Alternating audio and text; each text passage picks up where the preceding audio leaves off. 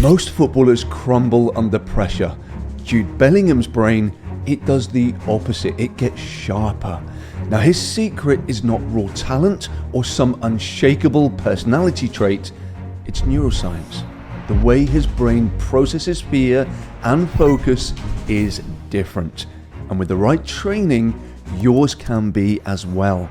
Now, from Birmingham to Dortmund and now to the Santiago Bernabeu. And just into his early 20s, Jude carries the weight of Real Madrid, the most demanding club in the world of football, as well as the hopes of a nation. Every touch he makes is scrutinized, every pass analyzed. Every goal is magnified by millions of eyes. Now, for most players, that spotlight would feel suffocating. The crowd noise, the media, the endless expectations, it can crush confidence and it can drain performance. But Jude, he looks untouchable. He's calm on the ball, composed in duels, brave in his decision making, as if pressure doesn't even exist. Now, of course, it does exist. He feels it. Every player does. The real question is, why does his brain respond differently? Now, I'm Mark Bowden, a mental performance coach, and I work one-to-one with Premier League players. And how I'm about to help you with your game in this video is just the start. If you want more simple, actionable insights just like this one, I share my best strategies every week in my private newsletter for serious players. It's 100% free, so make sure you click the link in the description after the video. Now, to answer why Bellingham's brain is different, we need to look at what pressure actually does inside the average player's brain. Now, when the stakes are high, the amygdala, which is your brain's threat detector, it lights up. Now, for our ancestors, it fired up when they saw predators. For footballers today, it fires at more random dangers, so missing a penalty, misplacing a pass, or being jeered by 80,000 fans. Now, once triggered, your amygdala will flood your body with cortisol and adrenaline. These are stress chemicals that are designed for survival. Now, they're helpful if you're running away from danger, but in football, they can bring down your performance in a matter of moments. Now, two major things are going to happen. First of all, attention narrowing. So your focus will shrink like a zoom lens. So normally you see the whole pitch, teammates, opponents, space. Under pressure now, that zoom lens becomes tight. Suddenly you only see the ball or the man in front of you. That wider picture, it disappears. Secondly, you get cognitive overload.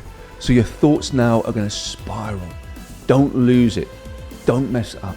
The manager's watching.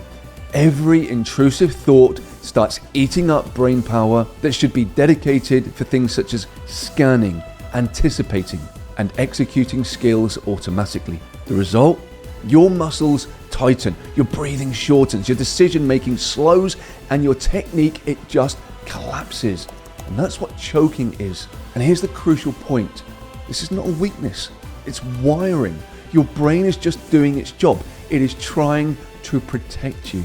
But Jude Bellingham, he takes this same wiring and he flips it. The difference lies in his prefrontal cortex. Now, this region in the brain is what handles executive control, decision making, regulating emotions, your focus. And in a nutshell, this is your ability to lock on to what matters and block out everything else. For Jude, this shows up in three ways.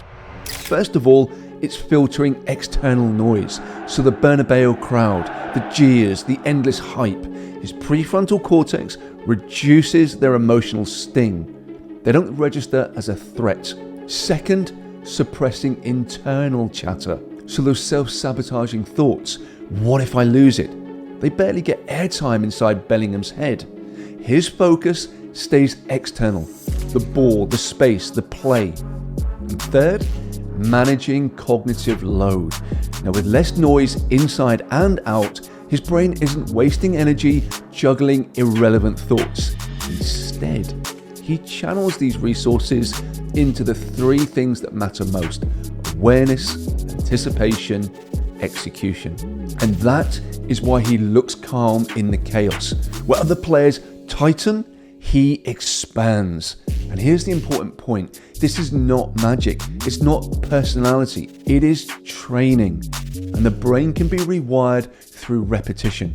Now, by the way, if you want to go deeper on how to actually rewire your own brain for performance, I share practical neuroscience skills every week in my free newsletter. And as I said, the link is in the description, so make sure you join after the video. Now, how do you train this in yourself? The answer isn't waiting for high pressurized games to teach you. You can condition these circuits every day through mental reps. And that is the philosophy behind everything I do. Knowledge is the starting point, but conditioning it, this is where mastery is forged. Now let me show you two simple but very powerful visualization drills to rewire your brain the same way that Bellingham has. Now the first is what I call the spotlight visualization. Now close your eyes, picture yourself on the pitch, starting with a narrow focus, just seeing the ball at your feet. Then deliberately widen your mental lens, see your nearest teammate, then expand it to the full shape of everything going on in the game, taking the movement of the opposition and the movement of your teammates around you. And then keep cycling through this process from tight focus to wide view, over and over again. And here's why it works. Your brain fires many of the same neural circuits in imagery as it does in reality. So neurons that fire together, wire together. And by rehearsing this expansion, you're conditioning your prefrontal cortex to override the amygdala's stress reflex. In a match, when pressure naturally shrinks your vision, your brain already knows how to widen the lens. Now the second drill is the pressure reset visualization. So imagine now that you're playing in a pressure moment. Now it might be a penalty, it might be a hostile away crowd, or the 89th minute of a tight match. Now let yourself feel the nerves as they rise.